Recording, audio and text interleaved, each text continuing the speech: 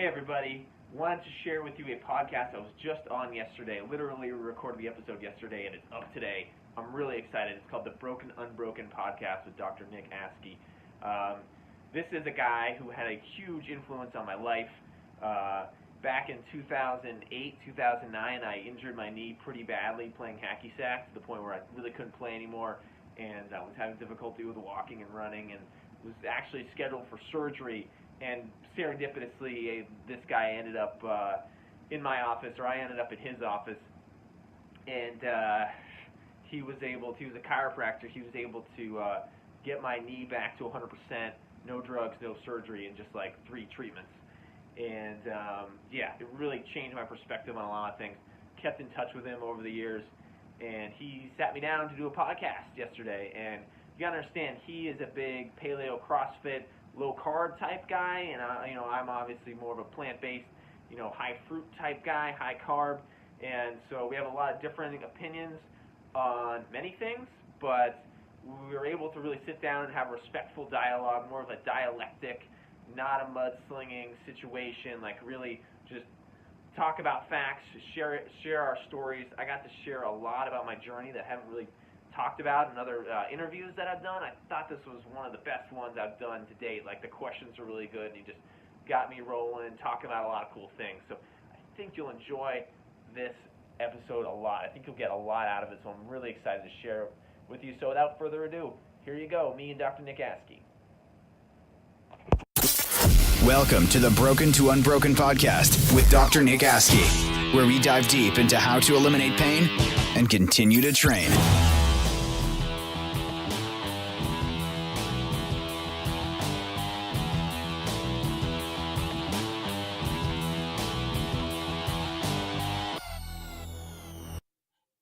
All right, welcome to episode 23 of the Broken to Unbroken podcast. We get to celebrate Michael Jordan's number with our guest, Dr. Ben Benulus. He is, this is kind of a special podcast because I kind of have like my proud papa moment to where I've seen Ben on just kind of grow, change careers, and really kind of navigate his way through the school of chiropractic and through his journey in nutrition and kind of moving around the country. And so I'm very happy that, Ben, you were able to make some time on the podcast and discuss some things with us this afternoon. So thanks for taking the time, Ben. Oh, you're welcome. I'm excited to be on, and I think this is going to be a really, really fun discussion. I think a lot of people are going to, enjoy it. So I'm ready to get going here. Yeah. So can you kind of start from the beginning on just kind of where you grew up, what you did for your first round of school, what you did for a career, and then kind of how your journey into healthcare started? Sure. So I grew up in Massachusetts, outside the Boston area, and was in a family where like there was pretty much the medical model, and like my grandfather was an MD, and had people on my mom's side of my family that were, and but I was always very interested in math and science and stuff like that, and so I actually started out, there was like a regional vocational technical high school in the next town over, and I started out in a biotech program there. And this was like the late 90s, and we were learning about, like polymerase chain reactions and the Human Genome Project. And like there was a girl in my class whose dad invented the statin drug, and we were like very indoctrinated with that model. They were all going to become biochemists and go work for, at the time they called them biotech companies, but they're really just pharmaceutical companies.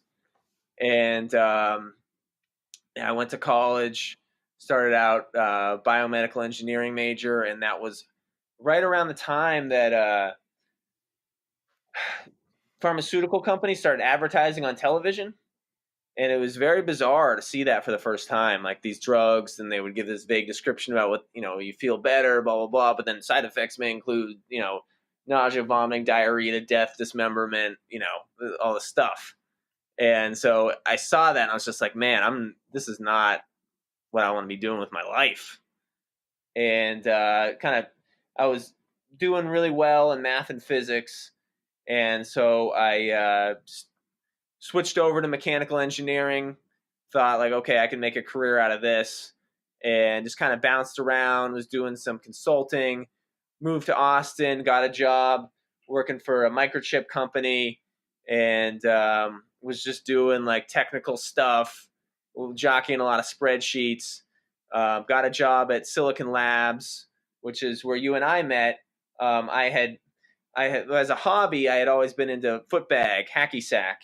And when I moved to Texas, I started getting into it at a competitive level and like really playing a lot. And I injured my knee really bad, and to the point where I couldn't play anymore. And I had trouble walking, and I was just sort of, I was like 26, 27 years old, and I was just kind of putting off doing anything about it. And I went and saw like a GP, and he referred me to an ortho who wanted to do a surgical consult. And I was just like, man, I'm way too young to get, surgery on this knee. And so my company put out this thing like, oh, there's this group, they're coming, they're doing free consults on sports injuries. So if you want, and I was just like, okay, I don't know what this is, but I got this knee problem. I'm going to go get this checked out. It's free, like, nothing to lose. Like, I don't even have to like drive somewhere. Like, they're at our office. And, so I'm sitting there, and, I'm like in the waiting room to see, the guy who's going to do the consult. And in walks this like baby faced dude who's probably like 25 years old, like younger than me. And he's like, hi, I'm Dr. Nick. And I'm thinking, I don't know about this guy. Like, I don't know what he's going to do for me. And so, I was very, very extremely highly skeptical. And, you looked at my knee and you're like, oh, okay, I see what's going on here. It's not really your knee. It's, it's your quad. And I was like, oh, really? That's funny, because it's definitely my knee that hurts. And that's what I'm, supposed to be scheduled for surgery on. But okay. And, you kind of explained what you were going to do. And, I'm thinking, this is free. It can't hurt. Like, what, I don't have anything to lose. Like, don't have any other options. Like, let's give this a shot, very reluctantly. And, it was, that myofascial stuff is painful, but got a heck of a lot of relief out of it. And then you're like, okay, do these exercises, and come see me in a week. And I'm thinking, okay, like, I'm going to give this a shot. And I did what, most people don't do, which is the exercises. And I showed up at your office a week later, and you were pretty amazed that I had like stuck with the program. And suddenly, within a course of like 3 visits, this knee that supposedly needed surgery was 100% better. And so I became very evangelical about Erosti and all the stuff that you guys do. And so I sort of stuck around in the corporate world for a while. And it was like maybe like late 2010, I started to really have like bad health problems, where I was having like terrible digestive issues, chronic fatigue, brain fog. I was getting these rashes all over my hands. I was getting this unexplained muscle pain. I had been healthy my whole life. And so it was just kind of weird. Didn't really know what to do. Didn't even know that this was normal or not. And sort of just dealt with it for a long time. And it started interfering more and more with my life. Like my performance in my job started to tank. And I was just had so much fatigue that I was just like sleeping most of the weekend, and I didn't want to go out. I didn't want to do anything. I just thought that like my work was stressing me out too much, or I didn't know. And my health just sort of declined. I don't know. It was like at a modest enough pace that I didn't realize how bad it was till it gotten really bad. And so it went through the whole medical route of like getting shuffled around from this specialist to that specialist. And it was really just like getting nowhere and just getting worse and fast.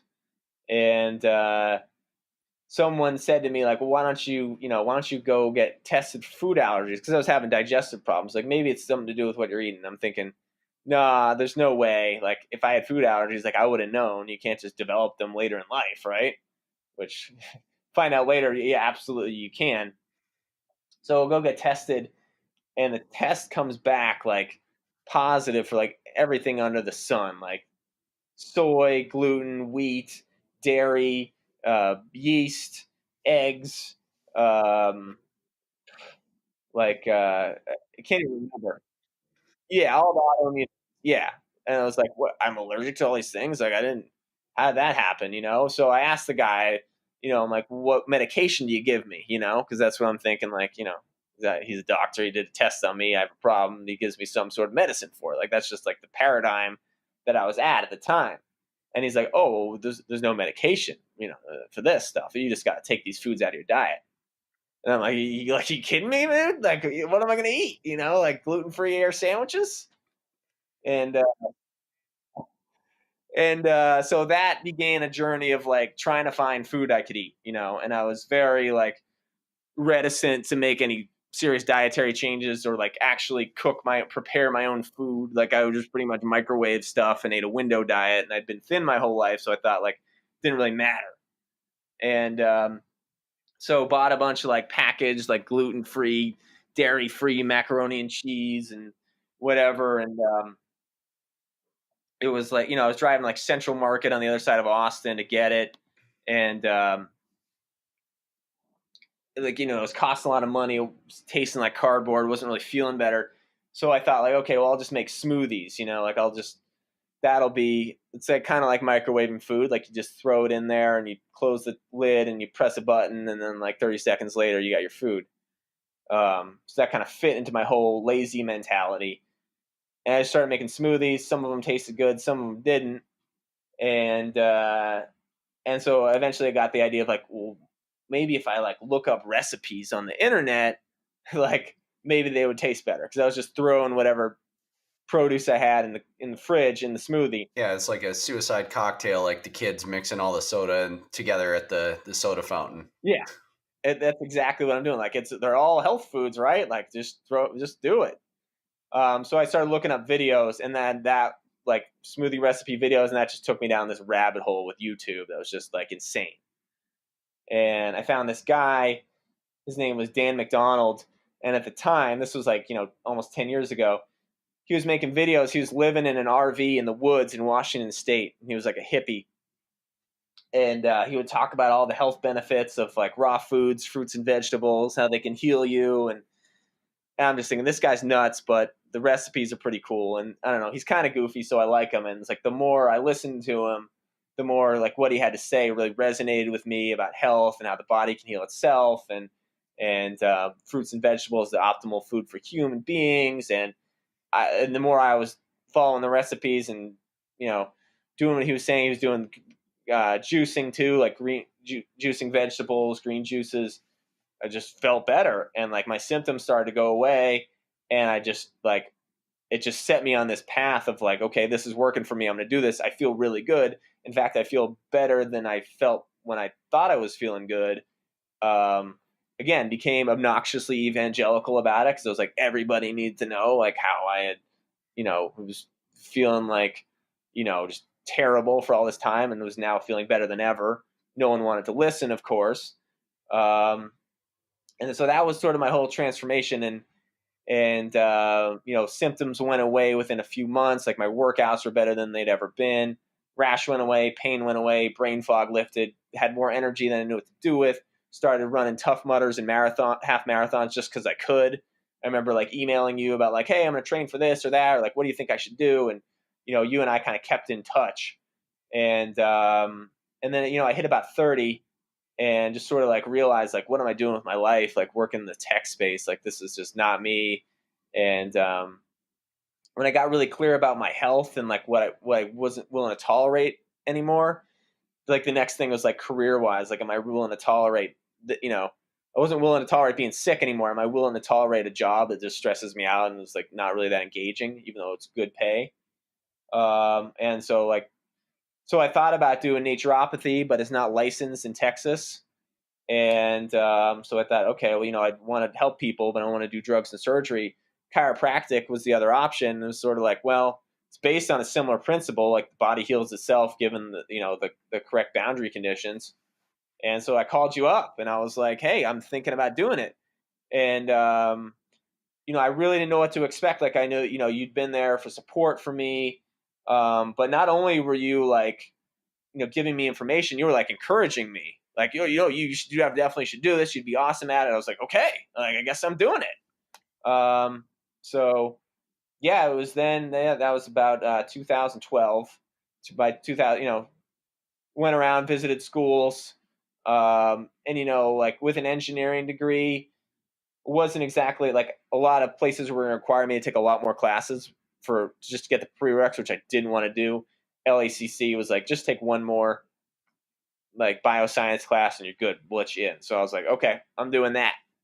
So yeah, that was kind of my journey to school. I feel like I kind of commandeered the mic here, just jabbering away. So if you want to add any commentary or ask me anything about any of that, go ahead. No, man. I mean, that's what these are for. I like people to commandeer the mic because I just like to hear, because I was kind of a small part of this, but I like to hear you kind of fill in the holes of what was going through your head between our conversations. And I think it takes a lot of guts to leave a secure kind of pseudo comfort zone, or comfort zone, so to speak, where you have a stable income in a cool city to live. You're intelligent to where you're like, okay, this is what I'm good at. This is where I'm going to stay. And not just taking this new discovery as like, okay, this is going to improve my quality of life on the weekends, and I'm going to kind of be half-ass liking what I do Monday through Friday, to just go, no, I'm going to take my life by the horns and I'm just going to live my life to the fullest and go do what I'm passionate about and help others kind of discover what has improved my quality of life. That takes some courage. And there's some truth to the statement that greatness isn't achieved inside your comfort zone. You have to be comfortable with being uncomfortable, and you're kind of the living, walking, breathing, footbagging version of that. Yeah, that's true. And like at the time, people were saying it takes guts. And like I was now like looking back and I'm like, wow, that was incredibly brave to do. But at the time, like I was so fed up with my life the way it was. I was so hungry to make a change that like I didn't see it, that I saw it as like a necessity. Like Tony Robbins says there's this thing called emotional leverage. Like when the pain of changing becomes less than the pain of staying the same, or the pain of staying the same becomes greater than the pain of actually changing, that's when people change. And I was like in so much pain staying the same that like I had to change. And so now I'm looking back and like, wow, that was, not that was stupid, but it was definitely like daring, So went to chiropractic school, and I had gotten the tip off that LACC was definitely more medically based. But it was like it was the easiest one for me to get started at. I knew that like in LA with like the plant-based thing and the raw foods, and like I knew it would be much easier to do there. Like I would shop at the LA wholesale market and buy like cases of mangoes at a time when mangoes were in season. We get all this like exotic fruit because it was a port city and it would all come from South America and Mexico, and could like get it really cheap. But there was definitely like a lot of like, butting of the heads with, the faculty and the administration, to the point where I was just, okay, like I'm going to keep my head down and just do this and, pass my boards and get out of here and do what I want. Yeah. And there's some times that it's like, okay, you're not going to revolutionize a system that's in place at a very bureaucratic, large institution. And there's some times to where it's like, okay, the stuff that I have to study for boards, I will never see in the United States of America. I'll only see it on a Dr. House episode or in a third world country, but you still have to memorize it. You still have to pass it. It's just kind of part of the kind of price of entry, so to speak. And it kind of happens at every school.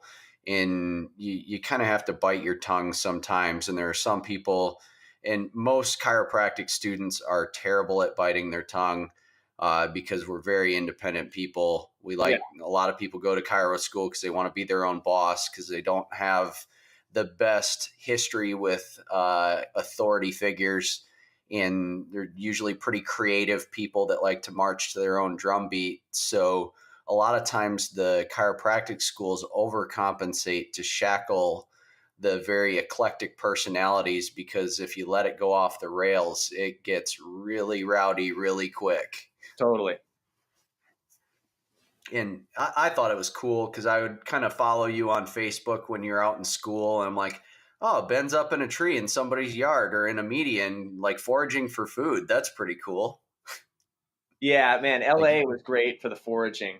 And there's so many like micro seasons of fruit that, like, the mulberries is like mid-April to mid-May. It's like 4 weeks of this stuff, and they're just like, you get them fresh off the tree. This is unparalleled.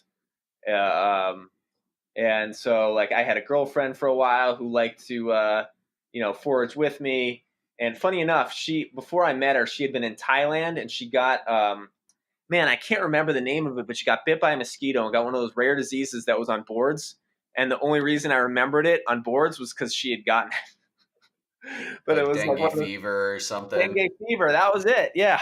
Yeah, nailed it. Never walk into my office, but if someone tells you they went to Thailand and got it, that's plausible. Yeah. And I actually had a friend, actually one of my best friends. He was the best man in my wedding. He's currently like my roommate upstairs living in my house until he gets settled back. He lived in Bali for like 2 years or a year and a half, and his wife got that on their travels, either in Vietnam or Thailand. And so that kind of was fresh in my mind. I don't go over my board's notes every week. Yeah. Well, and here we go. Like, it happened to someone I knew who was close to me, and 3-4 years later, I've forgotten about it because it's never going to happen again. And but go ahead. But I mean, there's value to some of the stuff I learned, and it's funny sometimes, like, you meet a medical doctor and they're surprised that about some obscure condition. It's like, oh, I had to learn that one too. Yeah, and I think some of the stuff that we learn that's kind of on the fringes of what we manage can kind of give us some of that RD/real doctor credibility. It's like, yeah, like we aren't just like these Paleolithic bone setters that just go bone out of place, boom, now you can hear. It's like, okay, we're managing some complex patients that are kind of in that gray area that get kind of shoved off to the side, kind of in that spot you were at with your body being in an inflamed state and you not knowing what you're doing to stoke that fire. The Western system is not set up to do that. And that's where a lot of these functional medicine providers are coming in and kind of swooping in. And a lot of chiropractors are kind of blending into that realm. But again, with any desperate patient that falls through the cracks with the black and white medical field, and with desperation, there's always vultures, and there's a lot of functional medicine practices that I don't agree with because they take advantage of very desperate, ill-informed patients, and they run up the bill, and it's just it's pretty gnarly stuff. And I interviewed Dr. Angela Luchterhand, who was in my chiropractic class and went into the kind of the functional medicine realm, and she's like, okay, like, we're not going to run a ton of labs. We're not going to do a bunch of tests. We're not going to give you any supplements. We're just going to start with food. And if there's anything that food cannot help you fix, then we can refine and fine tune with testing or supplementation after that. But we need to start with food. Yeah. And I think, and I agree with you that just as someone who's been through that, like my disease condition didn't have a name. It was just sort of like, we don't even know what's wrong with you. Don't even have a diagnosis. Don't even acknowledge that something's wrong. Funny enough, I didn't even know what it was called till about a year ago. I had, started the social media presence with my YouTube and Instagram, and I was making videos, and I had this email list, and I was talking about autoimmune disease, and I get this email from this person. I don't even remember their name or anything, but they're like, okay, like this program all sounds good and whatever, but like I have a rare disease called chronic myalgic encephalopathy. Will it work for me? And that's when I go, never heard of that one. I'm gonna have to, look it up. And it's like the exact symptoms I had, that it's like, oh, my condition has a name. But I mean, at the end of the day, it's like, it's just a name, right? Like it's not that important. And for some personality types, it is. Like some people want closure, and that's why I think the fibromyalgia diagnosis is so thrown around, and the SIBO diagnosis is the new fibromyalgia, and because people want a name. And some people, they don't really care as much about like the solution as much as like what it's called, so they can go Google it at home. Yeah, totally. Like you get a diagnosis, you get a name for your disease, and then you have something you can identify with and latch onto and have it become a part of you, and then your chances of actually getting well just dwindle dramatically. When you decided to totally kind of pull the rug out of your Austin roots and just go, okay, I'm doing this. We're heading west like Fievel. What was like the biggest obstacle, biggest fear in your mind? What would you change about it? Like what kind of was it? Some things that we already discussed with the security and the established job and maybe friends that you made in Austin that were the biggest obstacle, or was it something else? That's a good question. There's a lot of like what you perceive the obstacles to be, and then when they actually end up being, and usually it's not nearly as bad as you think. I think for me, one of the things was that like I owned a house, which I had bought like right before the market crashed in 2007. So not the height of the bubble, and I didn't get like one of those crazy mortgages. Like I paid my bills and I stayed in my house and whatever. And I was fortunate to some degree that I was employed the whole time gainfully and things worked out for me. But I had to sell that house, and it was looking like I was going to be underwater. Ended up selling it for only $100 less than I bought it for. But you take out like the broker fees, and you lost a good chunk of change on it, but like could have been a lot worse. So selling a house was definitely a tricky one. I had 2 dogs at the time, had to move them.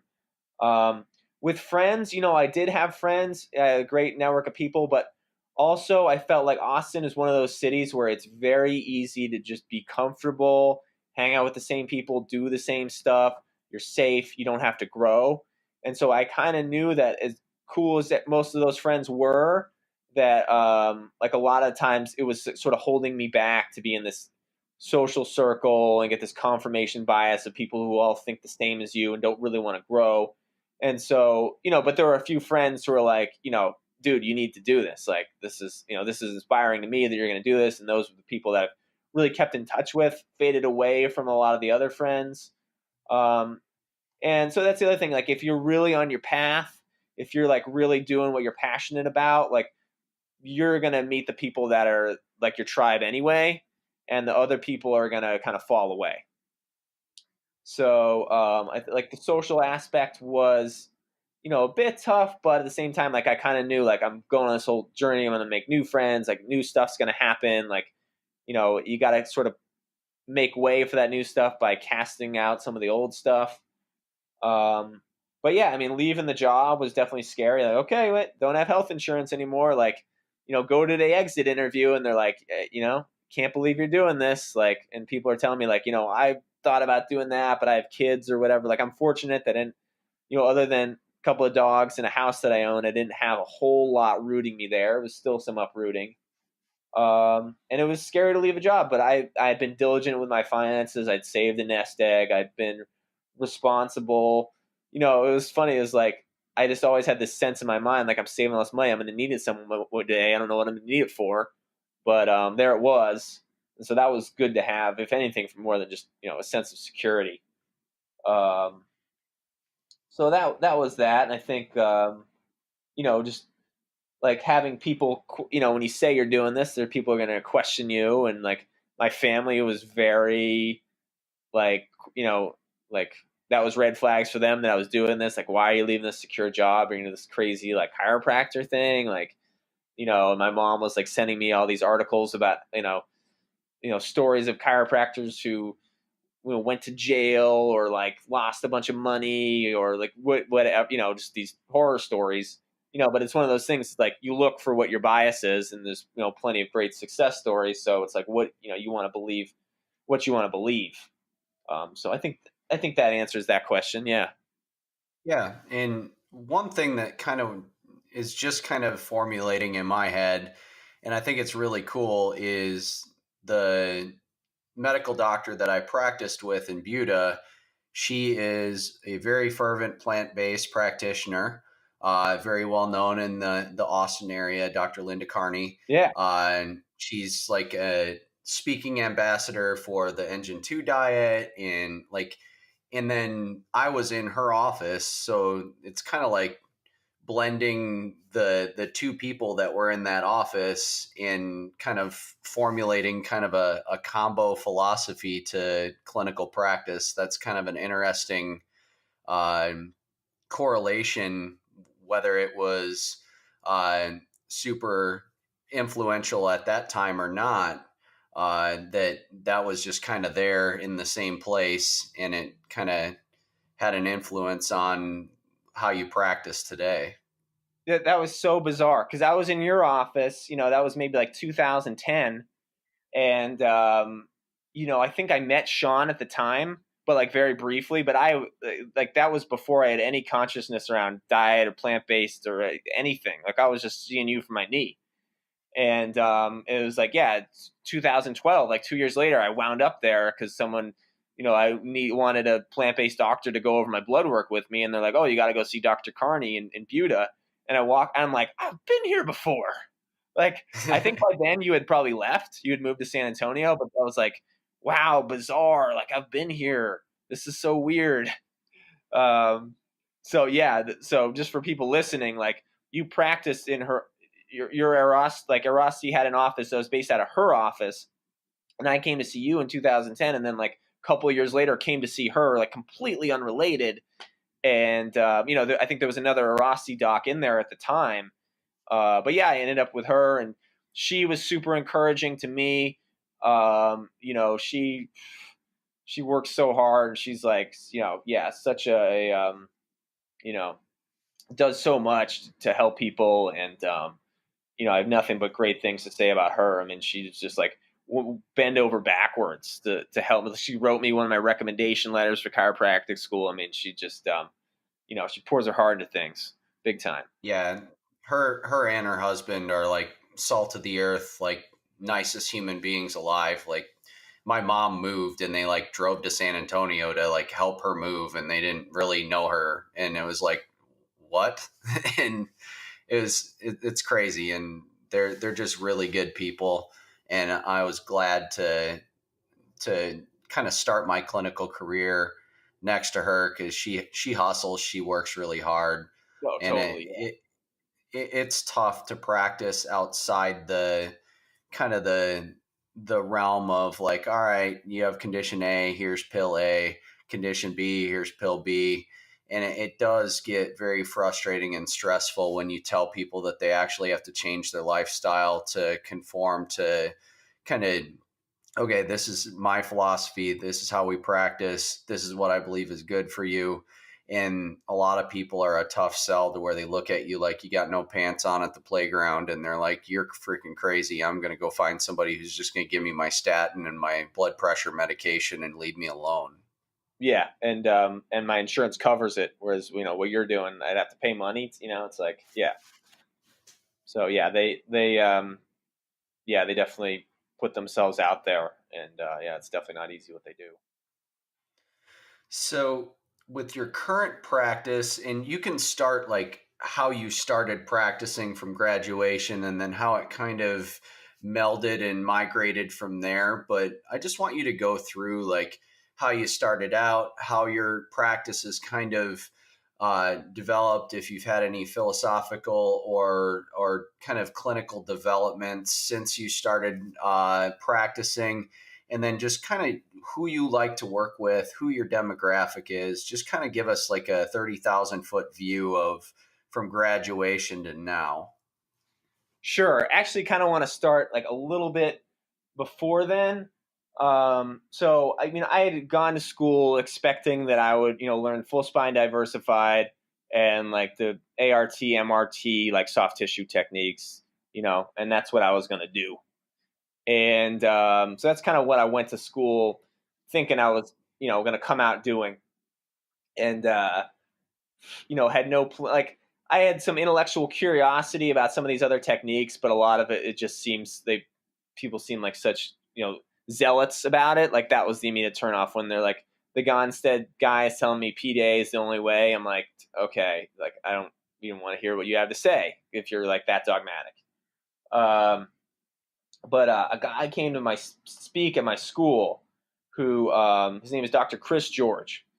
And he just talked about his philosophy and how he deals with patients. He's like very patient-centered, like very big picture, like one of the nicest guy, like such a like takes great care of his people, like seriously takes great care of his people, and his patients love him. And but I just got a good vibe from him when I met him. I was like, this guy is on point. Like I want to, observe at his office and like kind of see what's going on. And I had no idea that he was a network doc. But I did know that his office was in West Hollywood, which is like, this is like Hollywood, essentially, like seeing Hollywood type patients. Like I was used to LACC clinic where we were seeing like Medicare patients. You do flexion distraction, hot packs, E-stim, all that stuff. This is like pro skateboarders, models, actresses, paparazzi, photographers, like just Hollywood people he's working on. And he's doing this network thing. And for those of you guys who listen to podcasts, haven't heard of network, it's a low force, light touch chiropractic technique. And some people, as a result of getting these like low force adjustments, experience these waves where their body actually moves. Like they move on the table, they shuffle around, they wiggle like a worm, different things like that happen. So I'm seeing this on top like the Hollywood people, and I'm just like, man, I just like took a trip to Bizarro World. Like what is going on? But it's like I drove like, an hour and 15 minutes out to see him. It wasn't like I could just bail for the day. Like I'd kind of committed to being there. So I'm like, I'm going to stick this out and, just kind of watch and just, somewhere between being like amused and appalled, and just like try to remain intellectually curious and not too judgmental. But this is really weird. And so the end of the day rolls around, and he's like, okay, like I'll work on you now. You want to get on the table? And I'm thinking to myself like, oh hell no way you're doing that to me. And he's like, Ben, look, I know. He's like, let's be honest here. I know you think this is bullshit. So why don't you get on the table and try it? And then, if nothing happens, then you know that it's just a bunch of hocus pocus and you can go home. But like, if you don't and you just walk away, like you might just, have some regret of like never really knowing for sure. And I'm like, all right, okay, fine. Like you sold me. Get on the table. And he does a contact on me. And it's like immediately one of my dogs had died 4 months prior. And since it was like beginning of like in between semesters of chiropractic school, I just kind of put my game face on and it was just like never really processed the death of the pet. And I never really cried too much. It all came flying back on the table. Like I was having like memories in my mind's eye of my dog like flooding back, and I'm just bawling my eyes out. And like uncontrollable, like it's just a flood of emotion, just like super strong. Like not like even if I wanted to hold back crying, like I couldn't. It was that strong, and it's pretty powerful. And I get up off the table, and he just has this look on his face, not smug, but like he's seen this kind of thing before. Like it's not uncommon. So I tell him about the whole thing with my dog, and he's like, yeah, that happens. Emotions get trapped in the body, and if they're not processed properly. And I'm like, okay. guess so. And what was also weird was that I had been having the shoulder pain that had been, when I put the pieces together, it had started about the time that the dog had passed away. And I had been going to the school clinic, and they'd been zapping it with the laser, and they'd been like, just every soft tissue modality under the sun. I'd gotten like an upper cervical adjustment, like all this stuff to try like something for the shoulder pain that like prevented me from doing pull-ups. It would only really hurt when I did pull-ups or tried to do muscle-ups. Next day, got on the bar, hung from the bar, no pain. Did a pull-up, no pain for the first time in like 4 months. And I was like, man, it was sort of one of those things like, oh, I guess I got to go learn this stuff now. I can't just have an experience from like that and walk away. So I knew I was going to incorporate network in my practice, but it was still one of those things. It was like, I was already, a raw vegan, and now I'm doing the crazy like energy work tech. Like I just can't get much weirder at school, And so no one was surprised. Like, I never signed up to be like either of those things, right? Like life just kind of dealt me those cards, and it was like that was what worked, and that's kind of what I got to do. But I had wanted to enter. There's this guy, Dr. Goldhammer, who ran a fasting clinic up in Santa Rosa, and so I was like, he said I could preceptor with him, which basically means that like you just like go an entire semester of school is working at his clinic. And so I got all my like clinic requirements out of the way so I could go up there. And it was pretty wild. I mean, they basically did water fasts and refed people on a plant-based diet. The movie What the Health, which I'm sure you're familiar with, highly controversial, all the transformation stories happened, were patients that had stayed there. And 2 of them were patients while I was an intern. So I knew them, and it was a pretty wild shock to see them on the movie. One of them fasted for 40 days and then refed slowly over the course of about 3 weeks. And that was when you saw like crazy miracles with the fasting. Like people, like this one lady came in, she was on a walker. She had just had a stroke in Sacramento like earlier that day, and her friend drove her there. And she was like slurred speech, half her face was all jacked up, and she was walking funny. And she was like, since she just had a stroke, they couldn't take her off all the medications to fast her because they wouldn't want to fast anybody on medications. They have medical doctors that essentially like wean people off the medication so they can fast them. She just ate the food, and within 7 days, she was talking again normal, walking again normal, face was back to normal, like she had just recovered from the stroke. And so we took people's vitals every day. So, would see high blood pressure drop, would see autoimmune diseases go into remission sometimes with like very significant detox events where people are like detoxing it out their mouth, out their ears, out their nose, out their skin. So saw a lot of wild stuff. And was like hoping to get a job there, to work there, but it didn't work out. So I kind of bootstrapped my own practice in Northern California. I was in Berkeley, and it was just it was rough out there, man. It's so expensive trying to practice and pay back student loans and like live is just ridiculous. So I was looking to bail. Obviously, you remember I came back, interviewed at a Rosti. I just wasn't a fit for that. Like I was just way too out in left field by that point. And so had some friends that had moved to Phoenix in the past few years from Austin and LA, said good things about it. I was like, let's give it a shot. And set up my own practice here. And things have just been coming together. Like for a while, I was still doing like a lot of manual adjustments still. And now it's like network is just like, it's just kind of what's most congruent with me. I get great results. It's still bizarre to see like these people come in, they can barely walk, and you do a few contacts on them, they get up off the table and they're standing 2 inches taller, and their gait's back to normal. And I'm like, I don't know what I just did, but that worked. I guess this works. I keep getting results. I guess I got to keep doing it. It's been fun. And I think that is something that could limit a lot of the circle the wagons and shoot in the chiropractic profession, because I don't think that any of these techniques are right or wrong. I think we all get to the same endpoint by just more like circuitous routes in like, just like you're not going to take a Ferrari off road, and you're probably not going to buy a Hummer if you never have to leave the road. There, I mean, for different personalities and different body styles and different, just different people, there are different techniques that are better suited to them.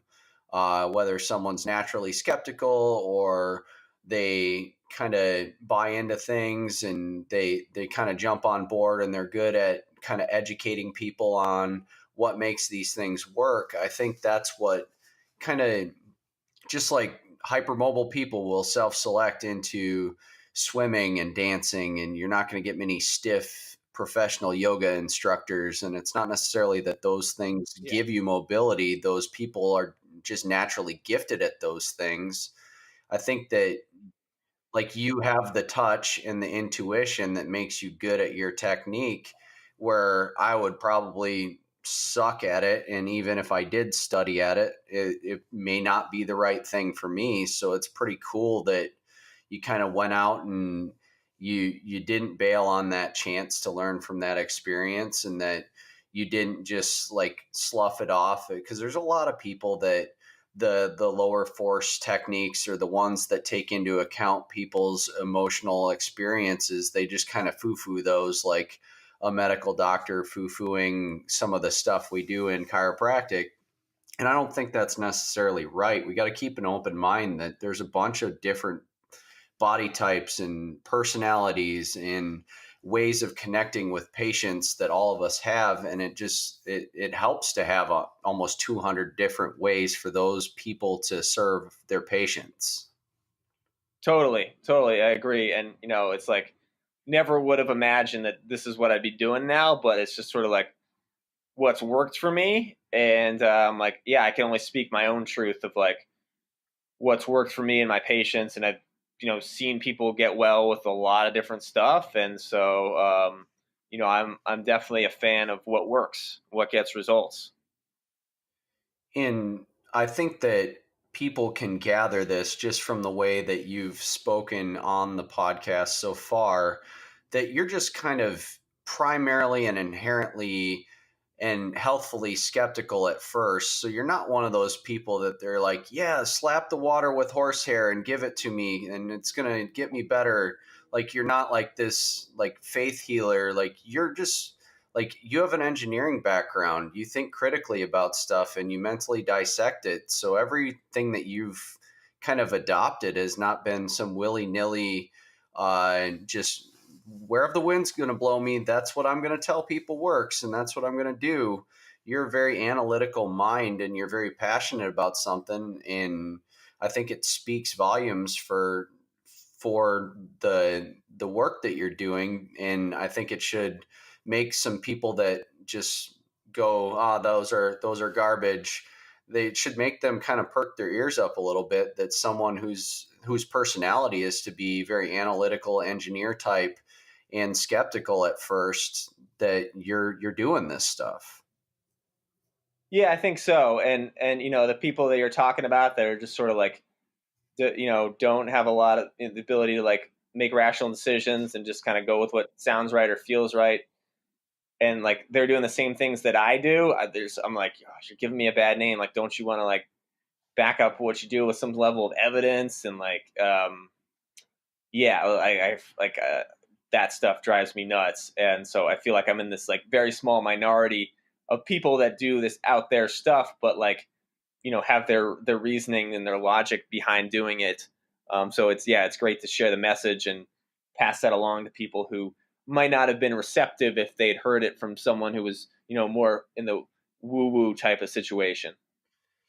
And I think early on, I could be very opinionated, and I can kind of put down some stuff that may take a little bit of mental gymnastics to make the connections, because I was trained in clinic by a guy who has his master's in anatomy, and if you can't make point A to point B with anatomy book and physiology book, I'm just going to kind of raise my eyebrow like The Rock.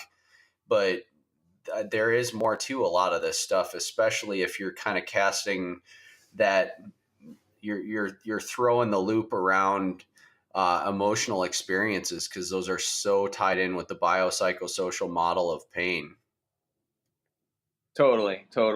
And it's like, it's good to be skeptical. Like, I was probably one of the most skeptical people, and I still am. But I also really try to keep myself in check about any biases that I hold, and really try to see if I can learn something from everybody. And specifically in regards to the whole like low carb versus the plant-based movement, like I've learned a heck of a lot listening to people that are from the other camp and seeing like, okay, how did they arrive at this conclusion? And they have a lot of points here at A, B, and C, but I don't agree with D and E. But there's a lot of things people in my camp get wrong, and it's like a lot of times people are so ingrained in their little camp. It's like, well, I know that whatever guy said that you don't like says this, but like, don't you think he has a point about at least this? And some people are so close-minded that they like can't even wrap their heads around the fact that like Lauren Cordain could say something that would actually have validity, but I think it's helped me a lot to always like have that open mind. And so what I say is like, I basically have 3 buckets in my head. There's the bucket 1 is like stuff that I know to be true. Bucket 2 is stuff that I know to be false. And then bucket 3 is stuff that like could be true, could not be true. I'm not sure. I maybe don't have enough evidence to make a decision, or I haven't like researched enough to make a decision, but I'm willing to entertain the idea. Or maybe there's no way to even be sure based on empirical data or available data whether it's true or not. So I'm going to hold it in this 3rd bucket where I'm going to entertain the idea, and it could be true, it could be not, but I'm not going to make a rash decision on it. And that ends up being, unfortunately, the largest bucket. But humans like certainty. They like knowing things for sure. And we just don't know enough about science, about the human body, about physiology, about nutrition to be certain about everything. We just don't. There's a lot, it's way too complex. Yeah, my 3rd bucket needs a storage unit, and there's a lot of stuff that in my first 2 years in practice, if it was in bucket 1, it's in bucket 2 or 3 now, and vice versa. And I think the more I learn and the more I see these things cycle through like acid wash jeans, it's just there's stuff that you see, all these like high-powered, peer-reviewed, double-blinded, randomized control studies and meta-analyses that show us that A is true. And then 6 years later, you get higher-powered studies that say A is absolutely false. And it's just like the more you learn about the body, the more you realize that we're just scratching the surface, and that you just have to build your anecdotal library of what you do that works, practice, and kind of use the evidence as the stake in the ground that you tie your leash to, and you don't stray too far away from it, but you don't like hug the post that's in the ground and never like venture out a little bit, because then you're going to be either way too far behind or clinging to something that is wrong 8 years later. Totally. So what are your goals? Like, if you like, as far as your practice, because I know you're you're kind of getting your footing there, and you're getting more comfortable. What kind of patients could benefit from your care? Who do you like to see? Who do you get the best results with? And kind of what are your future goals for your practice and your patients? Sure. So I think the patients that I want to see are people with autoimmune conditions. And I feel like, a lot of them have chronic pain too, which may or may not be associated with the autoimmune condition. I feel like those are the people I could serve the most. I feel like those are the people that, often struggle to find someone who can really help them. And I feel like since I've been through it myself, I'm a really good fit to provide care. I think touching on something you said earlier, that there's a lot of people that, like, in functional medicine, they're taking advantage of these people in bad situations. It's like, for me, since it was what I went through, like, I know what works. I feel like there are people out there who are just like, oh, this functional medicine thing's like kind of a good way to make a living. I could sell a bunch of supplements on top of adjusting people, and like they never been through it. They don't know what these people are going through. They don't have firsthand experience of any concept of like all the biopsychosocial side effects of having an autoimmune condition, how it affects like every area of your life. And so they're just like, oh, this is like a good way to make some extra money. For me, I'm coming at it from much more like service oriented, like, I want to help you because I know what it's like. And so I feel like I can provide better care and honest care. And that's what I like doing. I do enjoy people who have like chronic pain, often associated with some sort of emotional component, like a PTSD or something like that. I feel like I can help them work through a lot of that stuff.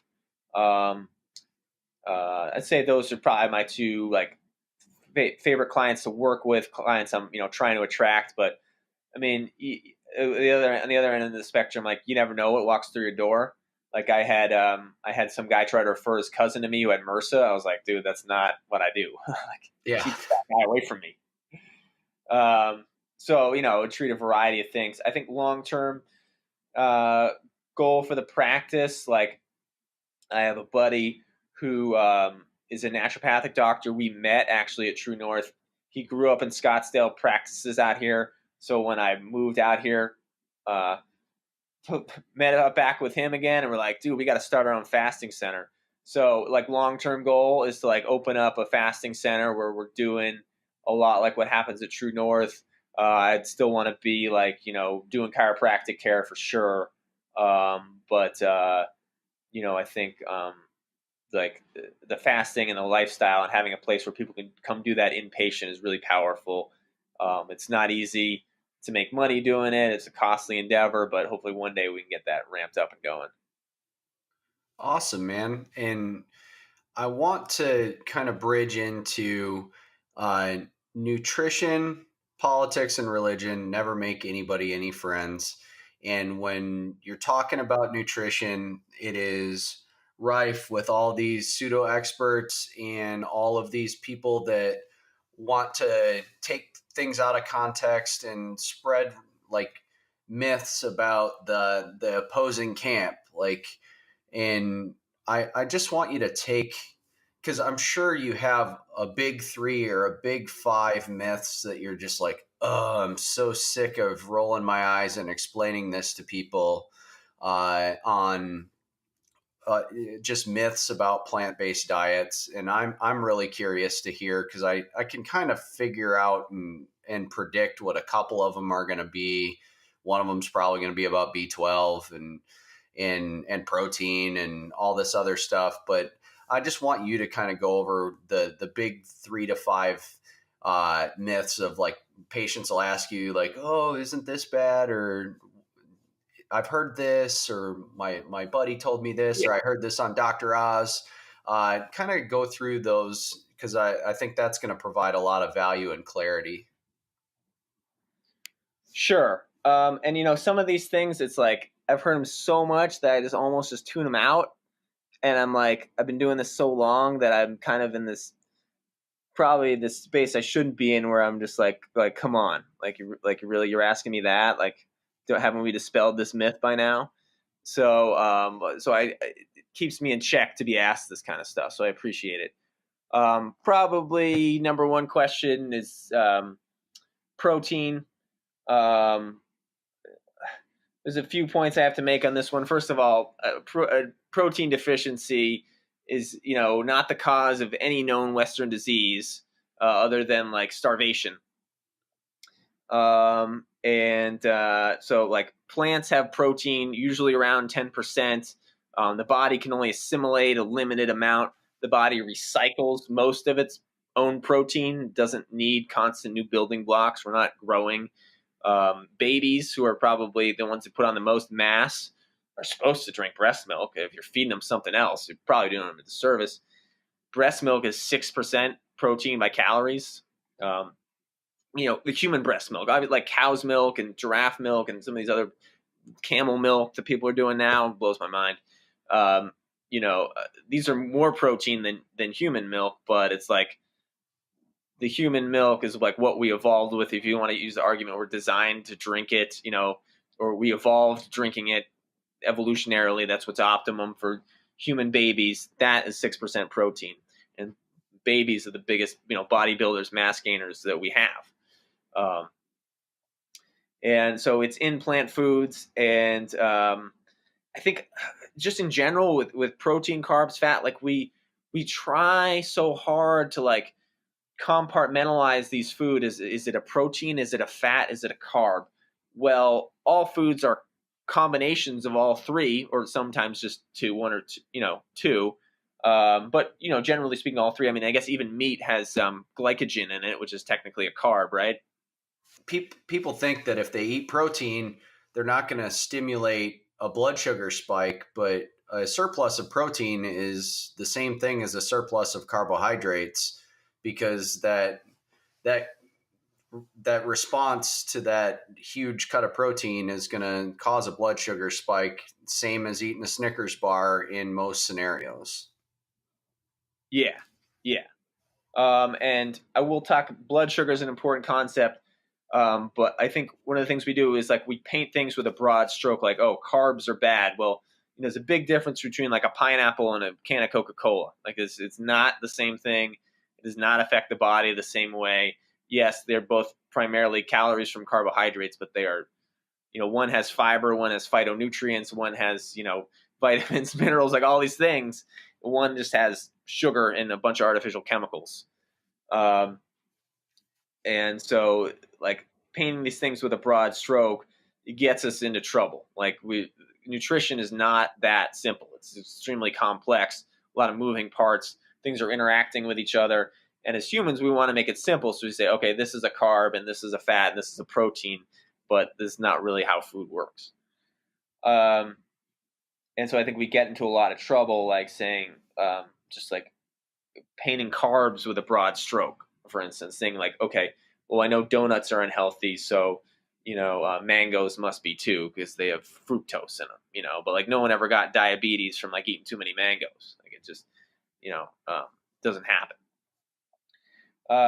With blood sugar, I think, insulin is a complex beast. And I think there's a misunderstanding of how insulin resistance works. And so from a plant-based perspective, basically our theory is that intramyocellular lipids, which is fat in the bloodstream, essentially blocks the insulin receptors. So if there's fat in the blood, it's very sticky. It blocks the insulin receptors. Now you have sugar introduced in the system. You have insulin introduced in the bloodstream, and the insulin can't get into the cell because it's blocked by fat in the bloodstream. Well, now the insulin and the sugar are going to accumulate in the bloodstream. You're going to get an insulin spike. You're going to get a blood sugar spike. And so if you're eating whole plant foods, they have fiber in them. Fiber slows the absorption of sugar into the bloodstream. So that if you're eating plants and you're not eating a lot of fat, the sugar will slowly get absorbed into the bloodstream. Insulin can continue to deliver the sugar into the cell, and so you never see a blood sugar spike. So that's the theory around like insulin resistance and stuff like that, which I think, as people say like insulin causes insulin resistance. I mean, I could see how you might arrive at that conclusion, but I disagree. And I think that it's valuable to point out is like a lot of people will reduce the glycemic load or the glycemic index of a carbohydrate by coupling it with a fat, because the fat will slow the gastric emptying process and it will slow down the kind of the delivery of sugar to the system. But fiber is kind of your way of doing that without introducing a fat. Yeah. And that's how nature does it. There's a lot of appeal to nature arguments I could make in terms of like, you look at our closest ancestors in nature, they're anthropod apes. They eat primarily fruit and leafy green vegetables. They primarily eat one fruit at a time, picking from a tree and just eating till they're full. They're not going out and combining this and that together to make a meal. We're like 98% chimpanzee by our DNA. So vitamin B12 we can talk about. This is one to say, well, plants don't produce vitamin B12, therefore it's not something you could actually do in nature. Again, we got to be careful with these appeal to nature arguments because we don't really live in nature anymore. What is it? But it's helpful as a reference point, but it's a way easy trap to fall in to get dogmatic about. B12 is produced by bacteria, most notably the bacteria that live in the soil and the bacteria that live in your large intestine. The bacteria that live in your large intestine, like E. coli, produce the B12, but it's so distal in the colon that you're pretty much just pooping it out. It should go into the soil, but now we have this complex, sewage system where we don't, renew our soils like bacterial and B12 stores. But that's where it comes from. So, if you're not eating dirty vegetables out of the ground, you may need to get it injected into you. Most cattle in the United States, more often than not, they're getting injected with it, along with, depending on where it's sourced, a whole host of antibiotics and hormones and other stuff you wouldn't want injected into you. So meat eaters are supplementing B12 for the most part indirectly. Like cattle are getting injected. Since it is produced by a bacteria, we can essentially grow B12 in a lab. Yeah, and that's interesting you say about the antibiotic injections to livestock, because that may be affecting the microbiome of the livestock. And when they go and fertilize fields with like manure and old school farming practices rather than just spraying chemicals on it, that probably has kind of really hit the bacteria microbiome to where there's probably not much E. coli producing B12 in that manure. So we're depleting it from kind of both ends.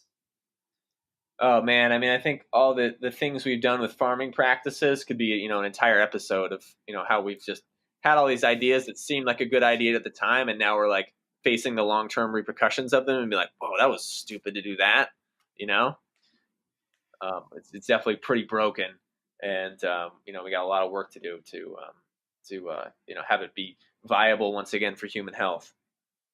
What are some other common myths that you hear, or like oppositional arguments? I know that you're not one to just like, yeah, you're going to discuss things more with people that are more of a plant-based mindset, but you come into contact with people off the street that are patients that are kind of stuck in the normal paradigm. So it's not like you're in this academic silo and you don't get exposed to objections. So what are some other common ones that you encounter? I think most of the other ones are just basically around like people are resilient to making lifestyle changes. Not any ones in particular, but their family and their friends are doing the same thing that they're doing, and they don't want to be an outcast. And I think that's most of the objections I hear, for the most part. This is kind of a impromptu question, because I know I've talked about it in the past, but how critical is it? And are there certain fruits and vegetables that it's more critical to get organic than non-organic? Because it's hard to find organic everything. And I know there's the Dirty Dozen and the Clean 15. Or is organic really as important as people say it is, or is in season more important? So can you kind of elaborate on those? Sure. And I'd love to give you like a really simplified answer, but this is one of those things that the more I look into it, the less I know. And I think I have an answer that upsets a lot of people to a large degree. So I looked into it. The Clean 15 and Dirty Dozen is not based off of any actual research or science. It's basically just saying, well, these fruits and vegetables have a harder shell or peel or whatever, so probably they're less permeable to pesticides. But there's no actual evidence to back it up. So kind of don't know.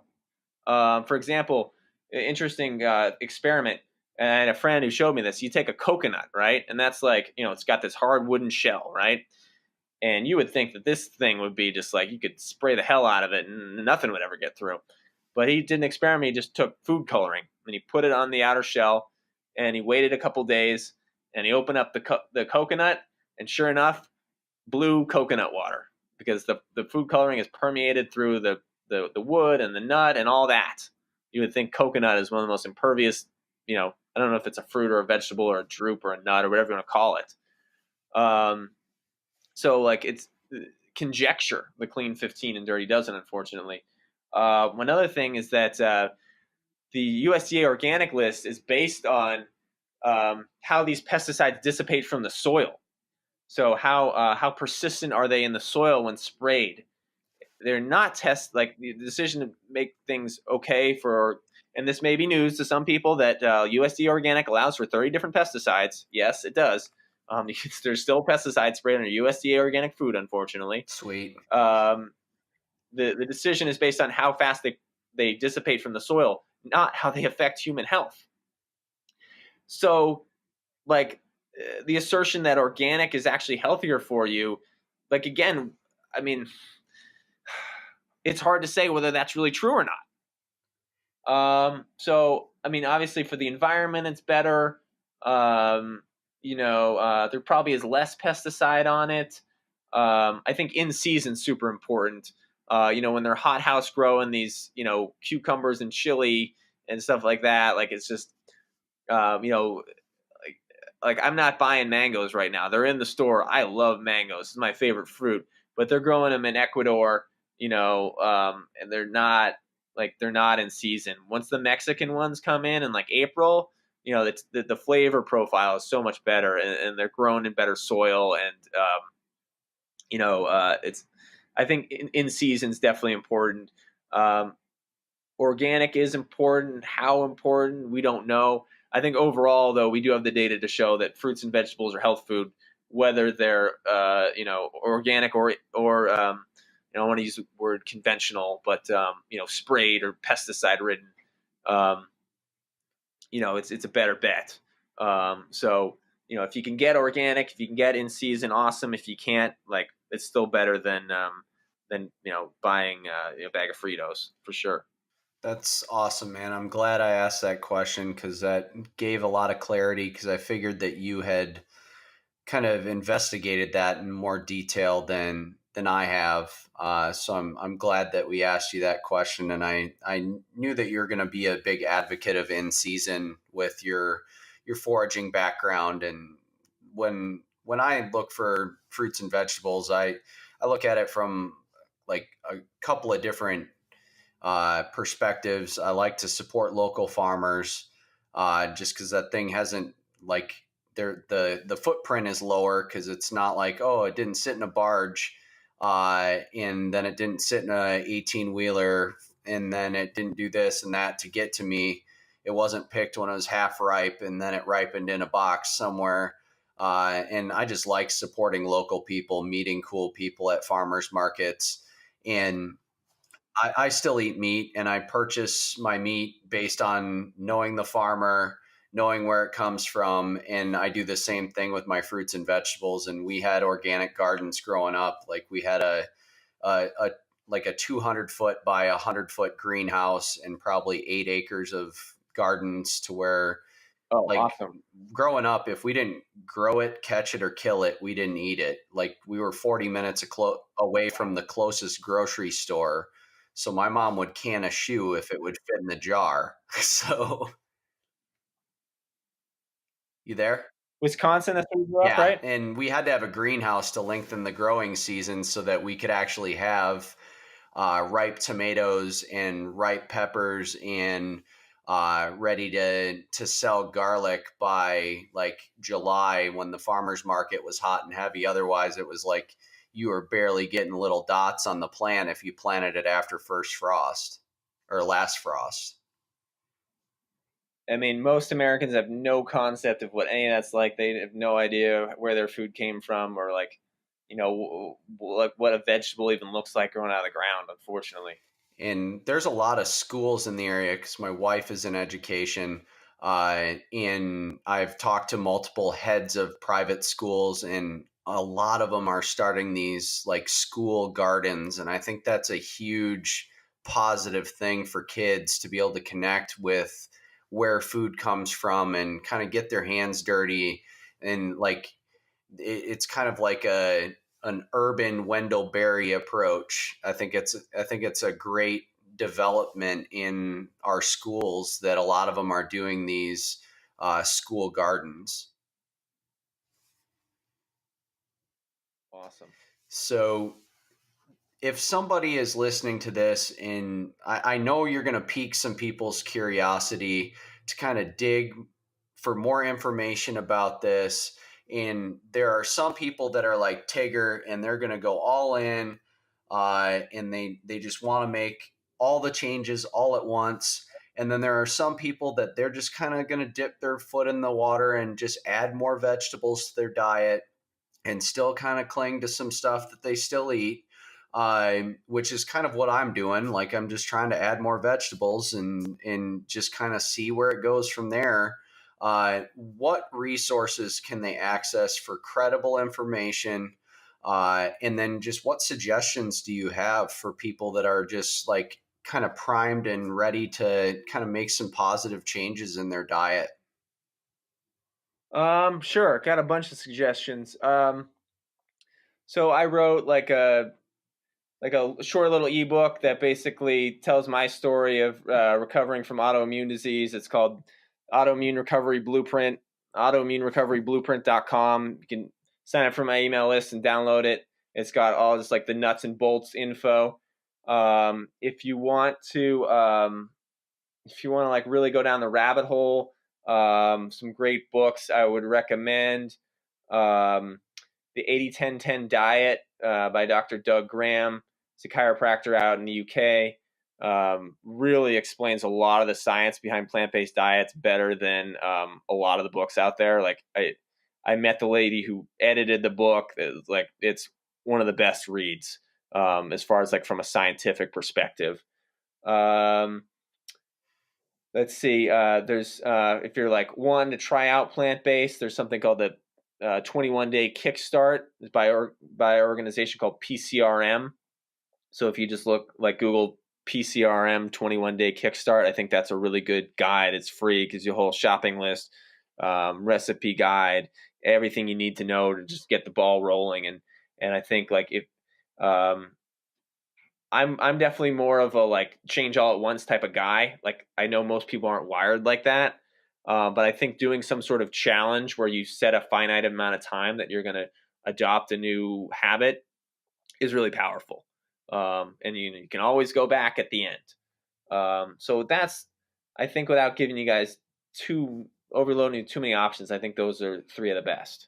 That's awesome. And I think that finite amount of time is very powerful too. And I think that's why the Whole30 has been so powerful.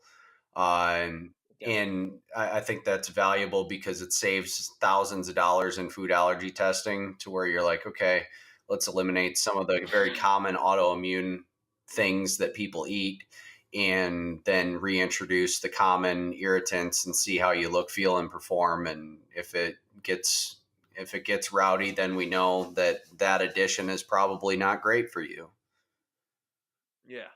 So I know that you put out content, and I want you to just let people know, let the listeners know. I'm going to put this in the show notes as well, but let people know the channels that they can kind of keep up with the content that you're putting out, and just kind of keep a finger on the pulse on what you're up to and what you're doing, and get exposed to the information that you're digging through.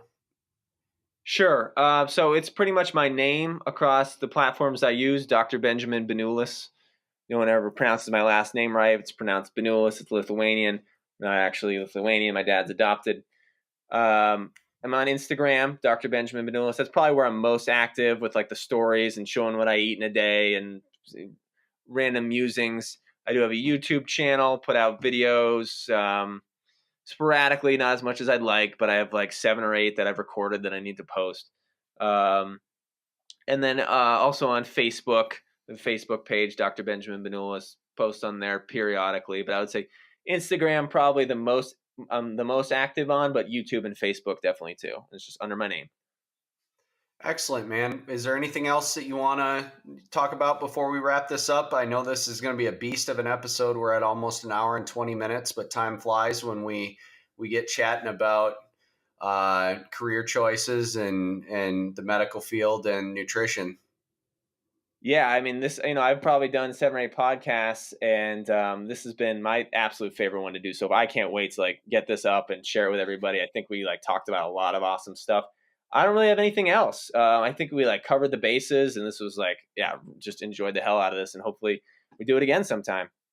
Excellent, man. And I'm looking forward to following up with you and in maybe doing a part 2. And I'm sure this podcast will generate some questions from both my listeners and then your peeps as well. So keep a running list, and when we get enough questions and content, we'll do a round 2. All right, sounds great. Thank you very much, Dr. Nick. All right, man. Have a good one. All right, bye-bye.